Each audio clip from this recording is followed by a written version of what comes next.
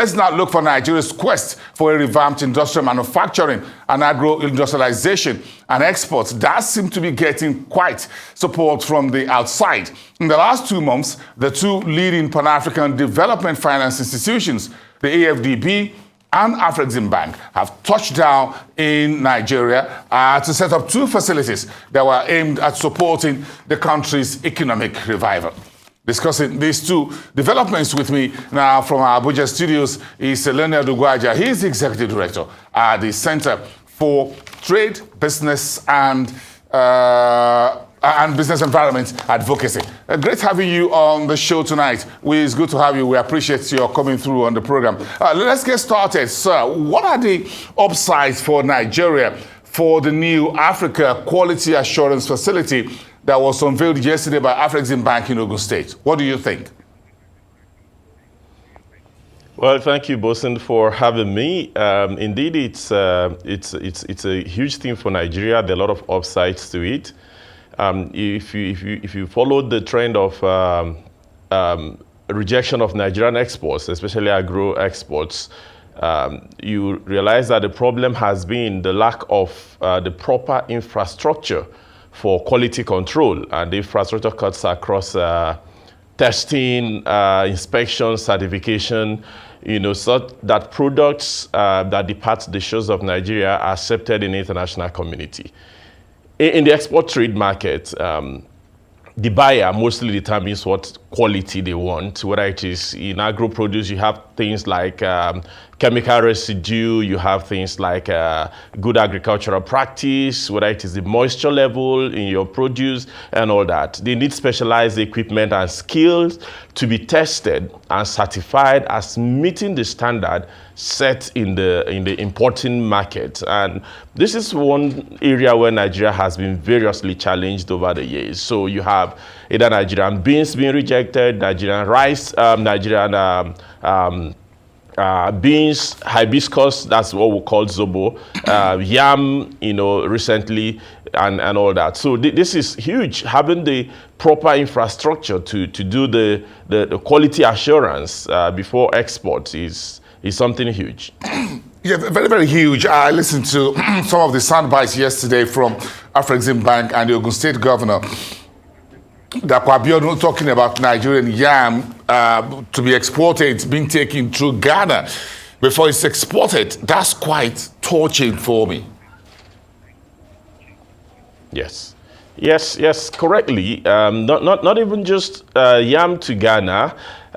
So you realize that other produce you need to export, you then have to take sample, takes to some other countries where the kind of infrastructure technology that is required for the testing is available, then you're tested, certified, and then you can export. So it's very clumsy. The issue of Nigerian yam being exported through Ghana has been there for a very long time, and that's because they have the proper quality infrastructure to do the testing and certification to the level acceptable to the importer. And this is very critical, because you can contrast that with what we do here. We have systems that test based on national standards or national standards, whether it is in the area of sanitary and phytosanitary measures, or whether it is in the area of technical regulations.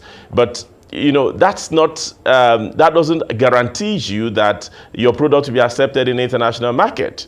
So you have to test and certify based on those standards in your export market. So Europe, for example, set the standard, not the standard that we set in Nigeria here. That's what you're saying, really, for my product to be acceptable. Exactly.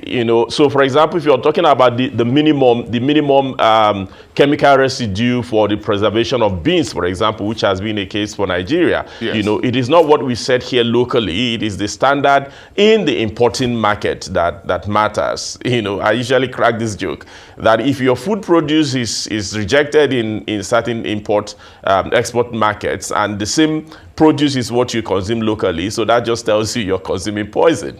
That's that side. But it's important. Quality standards in international trade is very critical. And Nigeria has made effort over the years, mostly driven by development partners, especially the European Union, through the Nigerian Quality Infrastructure Project to set up a framework, not just the hard infrastructure, but also the framework that ensures coordination among the various government agencies that are involved in this, including the private sector, that have the license to do the testing. Unfortunately, the Nigerian Quality Infrastructure Policy, which was adopted, I think it was last year, I haven't seen signs of the implementation of that policy. So we still have quite a few of the agencies, more like overlapping and then constituting a clog in the wheel of export. So this facility that was set up in Ogun State yesterday, do you think that will be a game changer for our manufacturing or industrialization efforts? Do you think this is the curtain raiser? Why do you think Nigeria was chosen as the first destination for this series of quality assurance that is going to be across Africa? Is it the size of Nigeria? What do you think could be the rationale? Well, I think it's obvious in terms of the size of the economy, in terms of the potential for export. So I don't think such things could happen in Africa without Nigeria having a prime place, having been one of the first countries to be considered. So it's not strange. But in terms of whether it is going to be a game changer for industrialization, especially agro-based industrialization in Nigeria, well, I wouldn't be in a hurry to say that, because having the proper infrastructure is just one of the things. You're looking at the entire policy framework that underpins productivity within the economy. So you're looking at all the indices of enabling environment, whether it is access to finance, other forms of infrastructure, especially infrastructure that enables mobility and connectivity, from one part of the country and between the country to other parts of the world. So yeah, the quality assurance element is one component of the overall framework that we need to ensure productivity and export competitiveness, but it is just one of it. We have a lot of other factors that depend on domestic governance in Nigeria, in terms of being able to connect the different pieces from financing infrastructure generally, especially transportation infrastructure, very important. The procedures at the ports, how the customs officials and related agencies address issues of exports. Do we have expedited processes, And that brings us to other issue of AfDB, which I'm sure you'll be interested to talk about, the agro-processing zones. Yes, I'm interested in that conversation as well. Being driven. Yes, because that agro-processing plant, which was the first phase, which was done in Ugboajah just about 2 months ago as well, it looks as if these international organizations are here to help Nigeria. So do you think this is the foundation that we really need for our manufacturing industrial progress? Yes, I would say these are the right foundations. These are the right infrastructure framework we need to put in place. But infrastructure framework don't work themselves. If you don't have the proper element of governance and expertise that is able to connect the very dots. So, for example, the agro-processing zones are supposed to provide dedicated infrastructure, for businesses to set up in those zones, process agro-produce, and of course, now you have a quality assurance center, so they'll be able to do their testing and get their certification to the standard of the international market they are exporting to. Now, but this will not happen in a vacuum. The attitude, of governance, the people who are going to run these processes, the regulators who are going to interface with these centers, yes. That's what is going to matter. So would we have simplified custom procedures where produce can move straight from the agro-processing zones to the ship without having to go through various checkpoints, police checkpoints, customs checkpoint, NDLEA checkpoint, on the road, then at the port, without having to get stuck in a Papa hold-up for 2 weeks or 3 weeks. So these are the different pieces of the puzzle that need to be put together we need to fix. For us to say, yes, this is truly a game changer. So if you put all of this together, Leonard, do you think we made much progress this year in terms of our foreign trade, in terms of policies and actions? Do you think we caught the ice this year? Do you think so?